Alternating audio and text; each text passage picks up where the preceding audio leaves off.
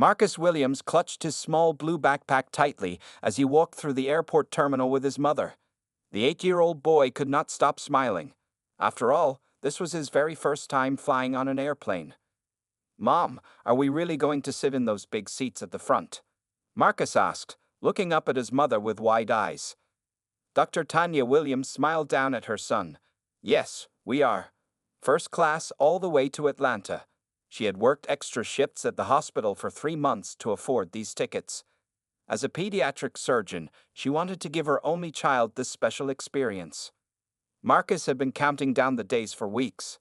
His bedroom walls were covered with pictures of airplanes he had printed from the computer. He knew all the different models and could tell you which airlines flew which planes. His favorite was the Boeing 787 Dreamliner with its special windows that could be darkened with a button. "Look, Marcus, that's our gate right there," Dr. Williams pointed ahead. Gate 23 was already crowded with passengers waiting to board the 11:30 a.m. flight to Atlanta. Marcus bounced on his toes as they joined the line.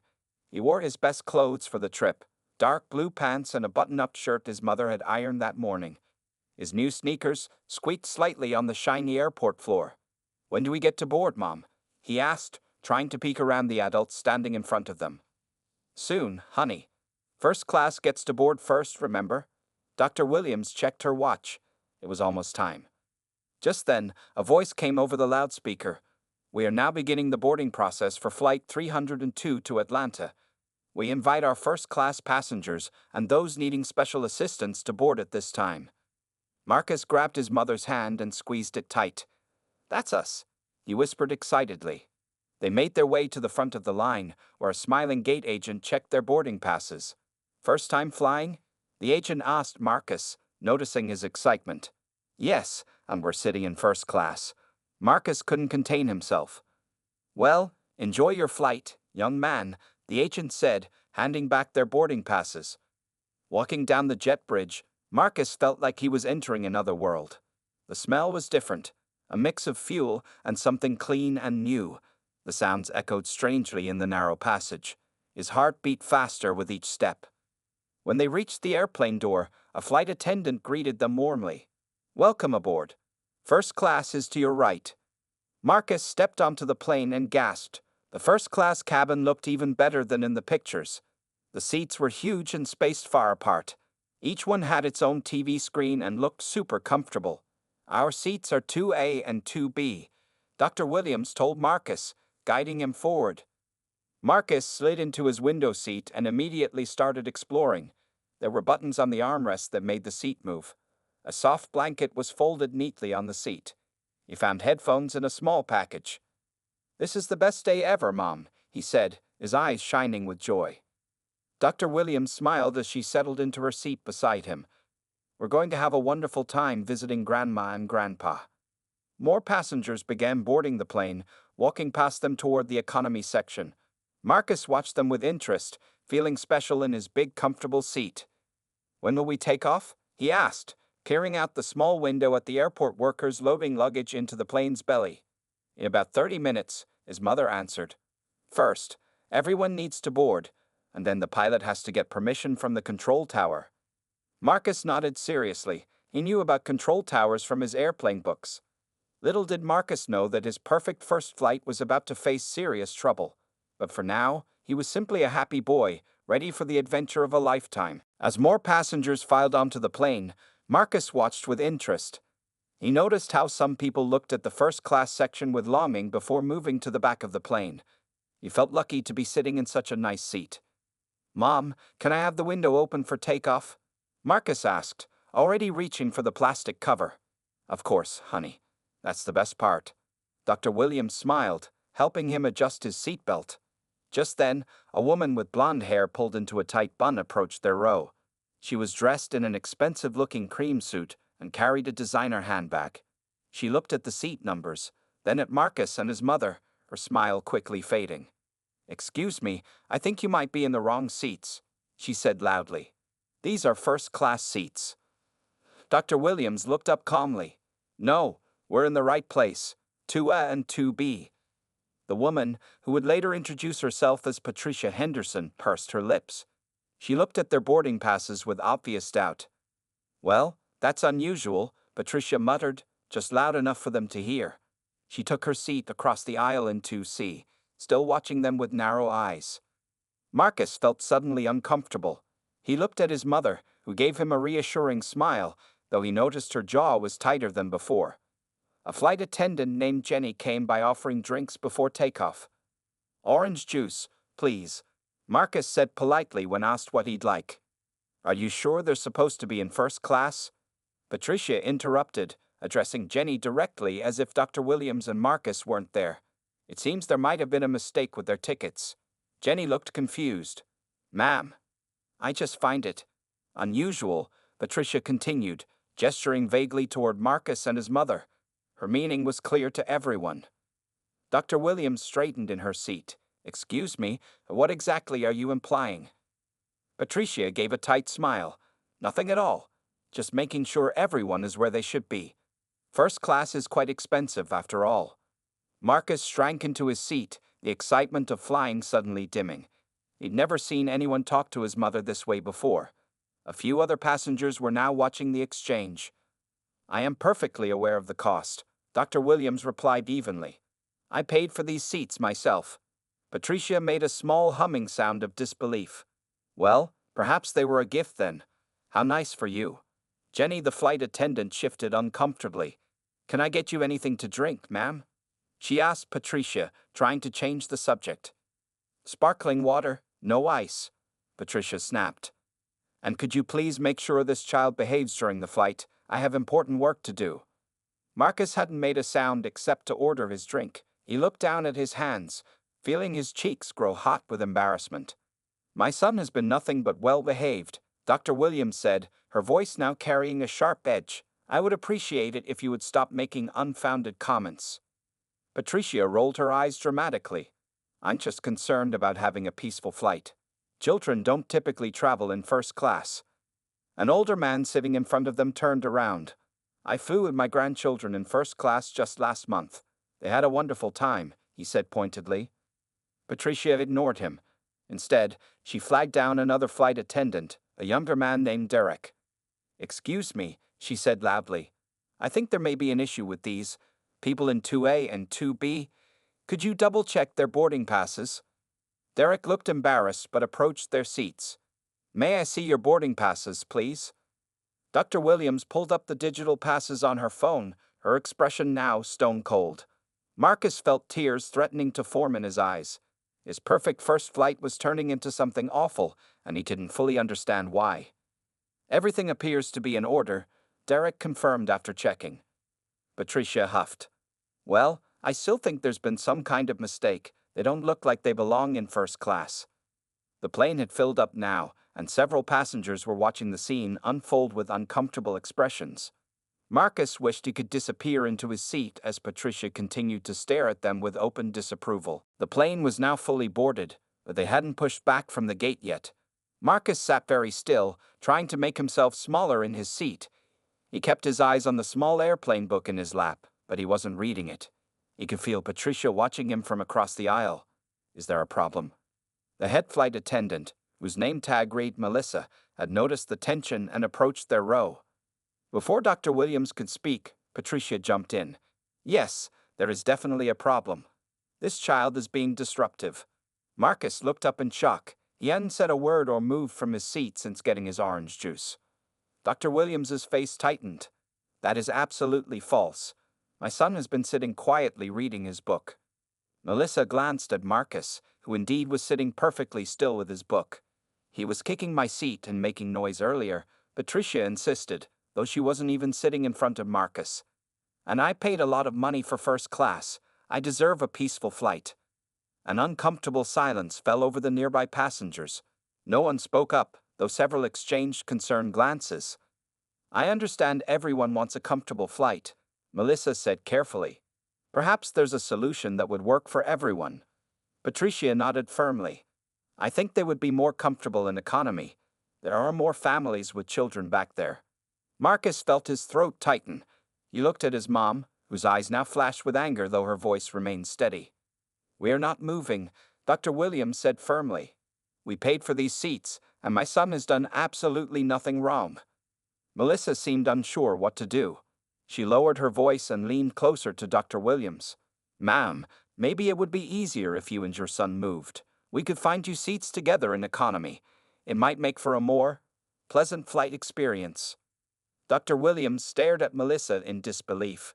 Are you seriously asking us to move because this woman has a problem with us being here? Based on false accusations against my 8-year-old son? Marcus felt a hot tear slide down his cheek. He quickly wiped it away, not wanting anyone to see. This was supposed to be the best day ever. Now it was turning into the worst. I'm not trying to cause trouble, Melissa said, looking increasingly uncomfortable. I'm just trying to find a solution. The solution is for this woman to stop making false accusations, Dr. Williams said, her voice rising slightly. Or for her to move if she has a problem sitting near us. Patricia gasped dramatically. I am not moving. I always sit in seat 2C. The airline knows my preference. I fly this route twice a month. May I please have your name and employee number? Dr. Williams asked Melissa, pulling out her phone. Melissa hesitated.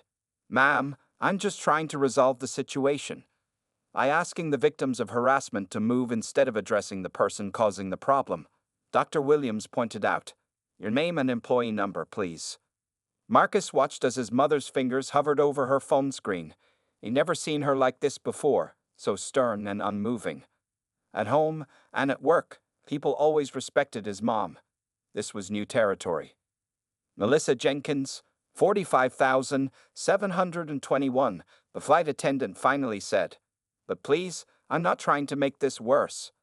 Mom, Marcus whispered, tugging at her sleeve. It's okay, we can move.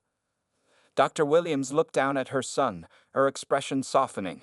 No, baby, it's not okay. We don't move to make other people comfortable with their prejudice. The older man in front of them turned around again. The boy has been perfectly well behaved, he stated clearly. I've been aware of everything happening in this row, and the only disturbance is coming from the woman making false accusations. Patricia's face flushed red.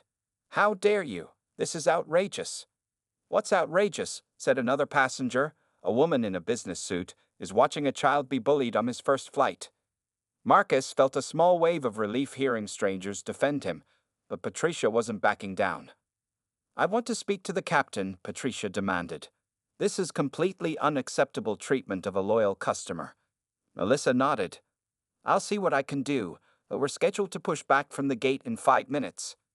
As Melissa walked away, Dr. Williams pulled out her phone and began scrolling through her contacts, a determined look on her face. Marcus watched his mother, wondering what she was planning to do. Dr. Williams found the contact she was looking for and stood up from her seat. I need to make a quick call before we take off, she told Marcus. I'll be right back. But Mom, they're going to close the doors soon, Marcus said worriedly. Don't worry, honey. This is important. She gave his shoulder a reassuring squeeze. Stay right here and keep reading your book. As Dr. Williams walked toward the front of the plane, Patricia smirked. Running away from the problem? How typical.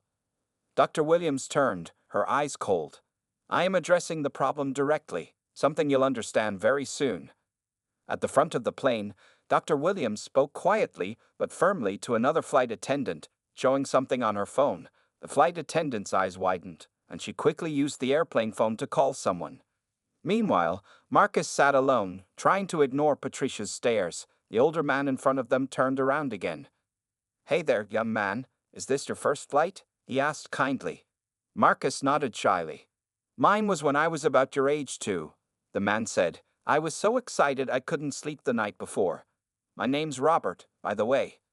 I'm Marcus, he replied quietly. I've been reading about planes for months to get ready. Is that so? What's your favorite aircraft? Robert asked. As Marcus started explaining why he loved the Boeing 787 Dreamliner, Patricia interrupted. Excuse me, some of us are trying to prepare for our flight in peace, she said sharply. Robert gave her a stern look. The boy and I are having a pleasant conversation.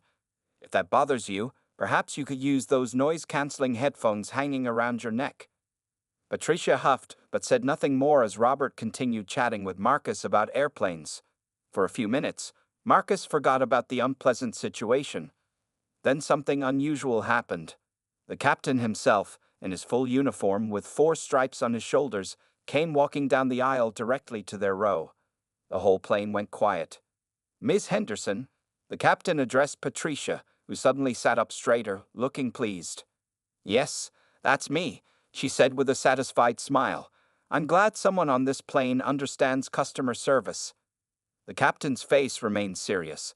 "I need to speak with you at the front of the aircraft, please." Patricia gathered her handbag, shooting a triumphant look at Marcus. Finally, some action is being taken. As Patricia followed the captain to the front, Dr. Williams returned to her seat. She looked calm but determined as she sat down next to Marcus. "Mom, the captain came and took that lady away," Marcus whispered. "Is she in trouble?" "Let's just say the situation is being handled," Dr. Williams replied, putting her arm around her son. "I made a phone call to someone important." Up at the front of the plane, passengers could see Patricia gesturing angrily, while a man in a dark suit who had just boarded the plane stood calmly listening. This wasn't just any airline employee. His badge identified him as Kyle Wilson, Regional Director of Customer Experience. "What's happening?" Marcus asked, noticing everyone watching the scene at the front. "I called Cameron Foster," Dr. Williams explained quietly.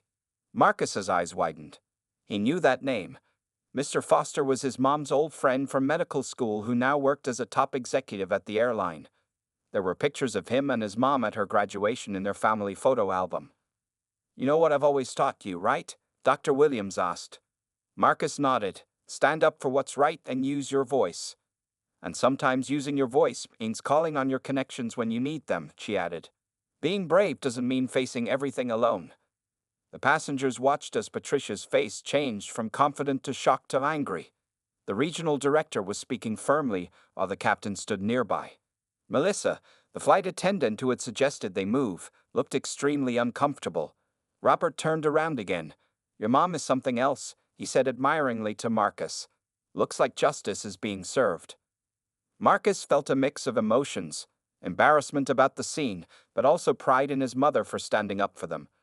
For the first time since Patricia had started bullying them, he sat up straight in his first-class seat, feeling like he truly belonged there after all. All eyes were on the front of the plane as Kyle Wilson, the regional director of customer experience, spoke in hushed but firm tones with Patricia.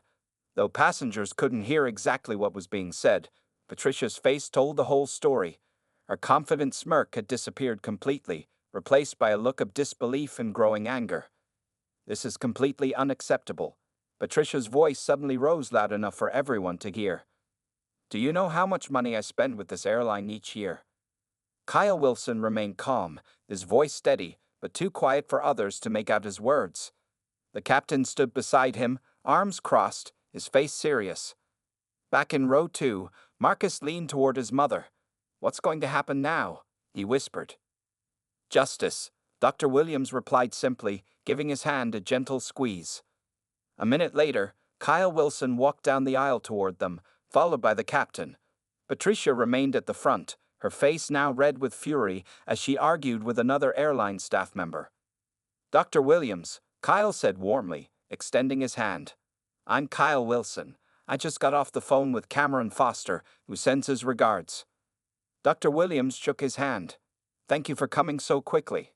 Kyle turned to Marcus with a kind smile. "And you must be Marcus. I hear this is your first flight." Marcus nodded shyly. "Well, we want to make sure it's a great experience," Kyle said. "Mr. Foster has asked me personally to ensure you and your mother have a wonderful journey today." Nearby passengers watched with interest as the airline executive knelt to be at eye level with the young boy. In fact, Kyle continued, reaching into his jacket pocket, "Mr. Foster wanted me to give you this." He handed Marcus a small pin with wings on it. The kind pilots sometimes gave to children, but this one was special, made of real metal with the airline's logo in gold. "This is our junior VIP pin," Kyle explained. "Not many people have one of these." Marcus's eyes widened as he carefully took the pin. "Thank you," he said softly. Kyle stood and addressed Dr. Williams again. "I want to personally apologize for the treatment you and your son have received today. This is not what our airline stands for." "What about her?" Dr. Williams asked, nodding toward Patricia, who was still arguing with staff at the front of the plane. Miss Henderson will not be traveling with us today, Kyle said firmly. We're arranging for her to take a later flight, and she's being informed of our policies regarding passenger conduct. The captain stepped forward. Dr. Williams, Marcus, on behalf of the flight crew, I also want to apologize. Everyone is welcome in every section of our aircraft when they have a valid ticket, which you certainly do. Robert, the kind older man, nodded in approval from his seat. Several other passengers murmured in agreement. What about the flight attendant who suggested we move? Dr. Williams asked quietly. Kyle's expression turned serious. Melissa will receive additional training. Cameron was very clear about that. At the front of the plane, Patricia was now being escorted off by another airline employee. She looked back at Marcus and Dr. Williams with a glare of pure hatred. This isn't over, she called out dramatically. I'm going to contact corporate. Kyle Wilson smiled thinly. She already did, in a manner of speaking, he said to Dr. Williams. Cameron Foster is our Chief Operations Officer. A ripple of surprised whispers spread through the first-class cabin. Several passengers were clearly impressed by the connection. We'll be taking off shortly, the captain announced, heading back to the cockpit. Thank you all for your patience. Kyle Wilson turned to go but paused. Dr. Williams, Mr. Foster asked me to get your contact information. He'd like to catch up sometime. It's been too long since medical school, he said. After Kyle left, Marcus looked at his mother with newfound admiration. Mom, that was amazing. Dr. Williams smiled, finally relaxing in her seat. Sometimes people think they can treat others poorly because of how they look or who they assume them to be.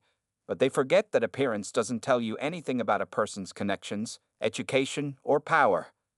Marcus pinned his junior VIP wings to his shirt proudly. As the plane began pushing back from the gate, he looked out the window, his excitement about flying returning stronger than before.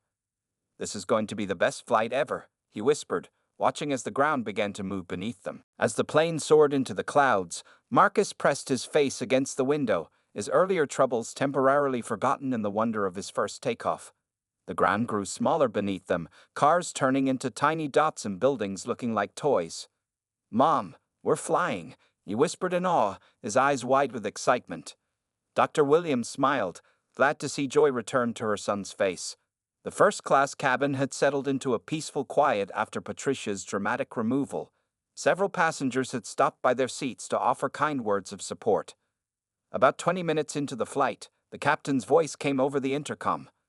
Ladies and gentlemen, this is Captain Reynolds speaking. I want to personally welcome you aboard our flight to Atlanta today. We're currently cruising at 32,000 feet, and the weather looks clear all the way to our destination. He paused before continuing. I also want to take a moment to remind everyone that our airline has a strict zero-tolerance policy for discriminatory behavior of any kind. Every passenger who purchases a ticket is equally entitled to enjoy their flight experience regardless of their age, race, or background. Thank you for your attention, and enjoy the rest of your flight. Several passengers nodded in approval. A woman across the aisle gave Dr. Williams a thumbs up. Melissa, the flight attendant who had suggested they move earlier, appeared beside their row with a tray. Dr. Williams, Marcus, she said, her voice subdued. I brought some special snacks for you, and I wanted to apologize for my handling of the situation earlier. I should have stood up for you immediately. Marcus looked at the tray. It held cookies, small sandwiches, and even a slice of chocolate cake that wasn't being served to other passengers. Thank you, Dr. Williams said simply. Her voice wasn't warm, but it wasn't cold either. I've been a flight attendant for 12 years, Melissa continued quietly. I should have done better. I'm truly sorry. Marcus noticed her hands were trembling slightly as she set down their drinks. Everyone makes mistakes, Marcus said suddenly, looking up at Melissa. My mom says what matters is learning from them. Melissa's eyes filled with tears. That's very kind of you to say, young man. You're absolutely right. She handed Marcus an extra package of cookies. I'll be sure to learn from this one. After Melissa left, Dr. Williams turned to her son. That was very mature of you, Marcus. He shrugged, already opening the cookies. She seemed really sorry, and she brought cake. Dr. Williams laughed softly, the remaining tension finally leaving her shoulders. During the rest of the flight, the first-class service was impeccable. The flight attendants checked on them frequently, and the captain himself came out of the cockpit during a smooth stretch to visit Marcus. "I hear you're interested in planes," Captain Reynolds said, crouching beside Marcus's seat. "Yes, sir." Marcus nodded eagerly. "I've read 3 books about them." "Well, how would you like to see the cockpit after we land in Atlanta? We can't have visitors during the flight anymore, but I can show you around when we're parked at the gate." Marcus gasped. "Really? Can I, Mom?" Dr. Williams smiled. "Of course." Robert, the friendly older man, turned around again. "Looks like you're getting the full VIP treatment now, Marcus." As they began their descent into Atlanta, Dr. Williams received a text message. She smiled as she read it. "Cameron Foster says he's glad everything worked out," she told Marcus. "He's arranged for us to use the premium lounge during our 2-hour layover in Atlanta before our connecting flight to visit Grandma." Marcus's eyes widened. "Does the lounge have those fancy drinks with the little umbrellas?" "Virgin drinks for you, but yes, I believe they do," Dr. Williams laughed. As the plane touched down smoothly on the Atlanta runway, Marcus felt a new sense of confidence. What had started as a frightening experience had turned into something important. He understood better now what his mother had always tried to teach him, that standing up for yourself wasn't just about being brave in the moment. It was about knowing your worth and not letting anyone make you feel small. "Mom," he said as they taxied to the gate, "I think I'm going to write about this for my What I Did This Summer essay when school starts." Dr. Williams smiled proudly at her son. "I think that's an excellent idea." The Atlanta airport buzzed with activity as Marcus and Dr. Williams made their way from the gate. Captain Reynolds had kept his promise, inviting Marcus to see the cockpit after landing.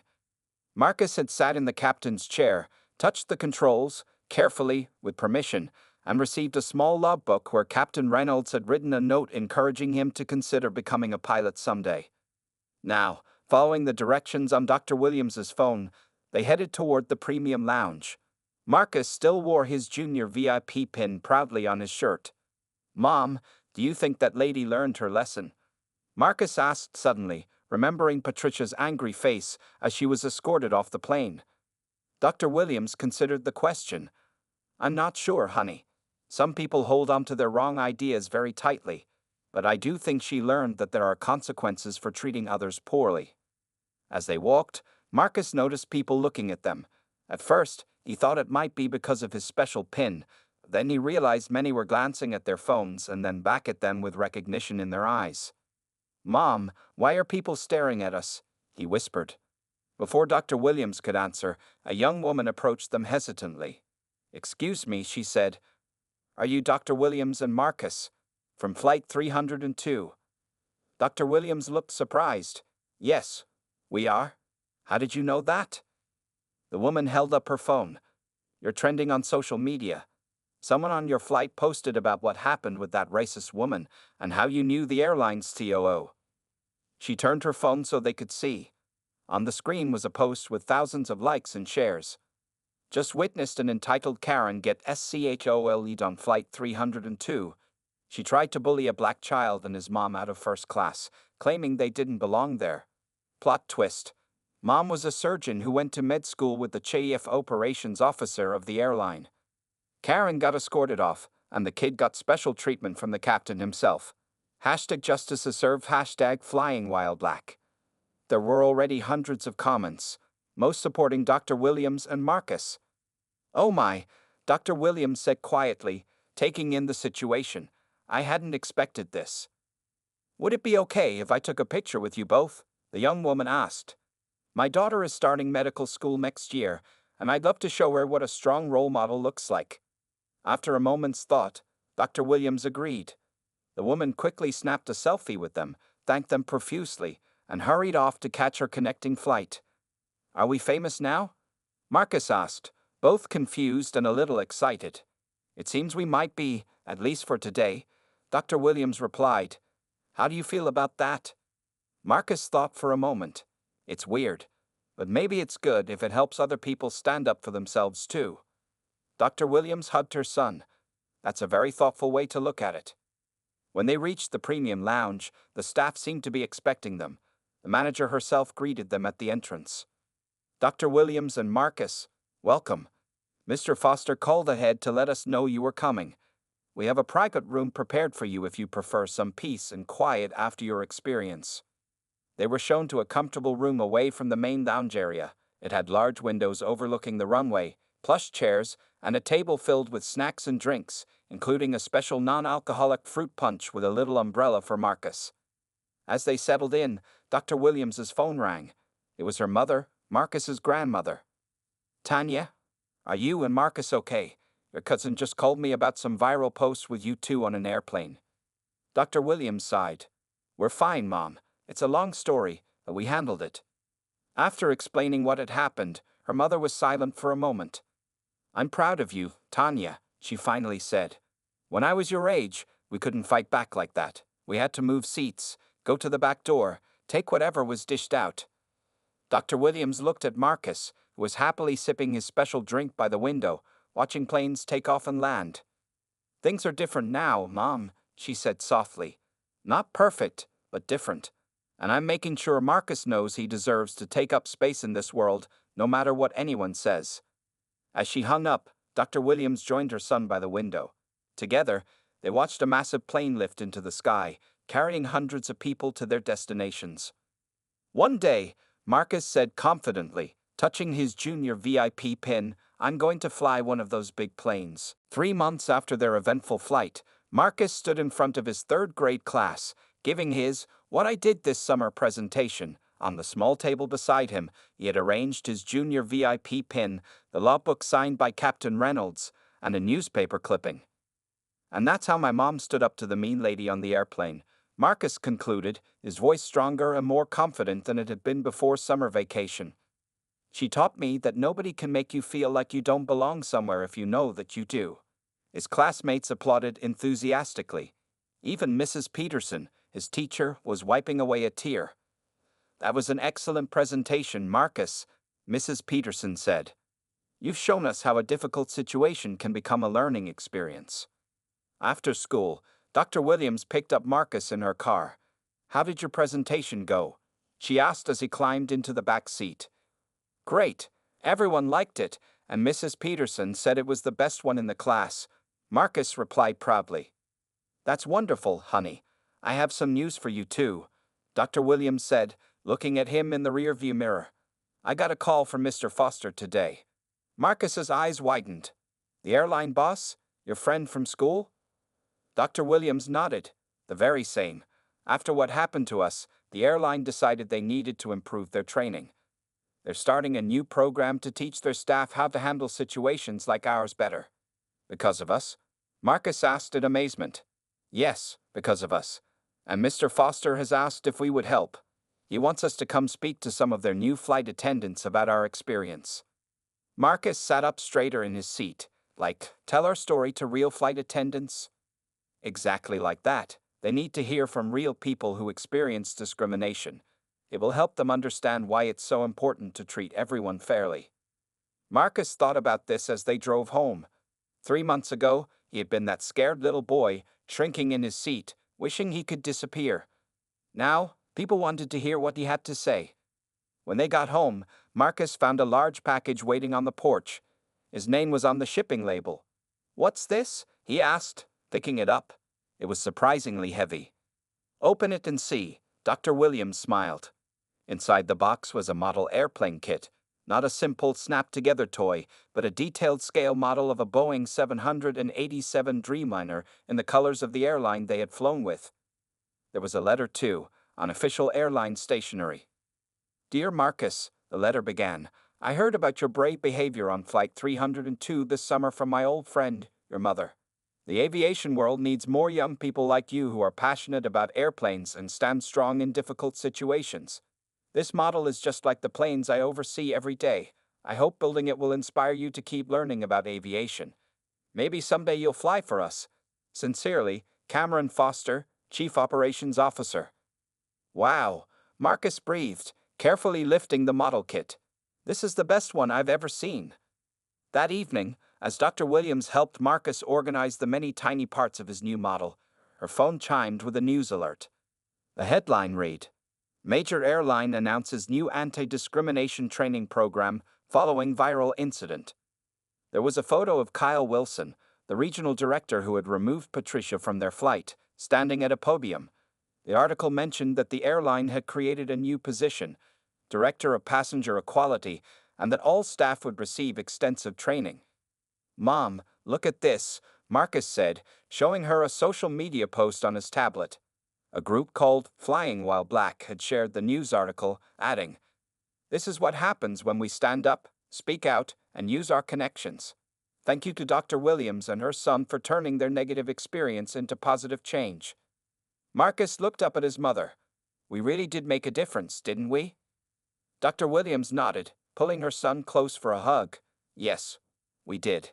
And that's the most important lesson of all. One person who refuses to be mistreated can change things for many others." Marcus smiled, turning back to his model airplane. He knew now that he belonged anywhere his ticket said he could go, first class, business class, or any other place in the world. And no one could ever make him feel otherwise again.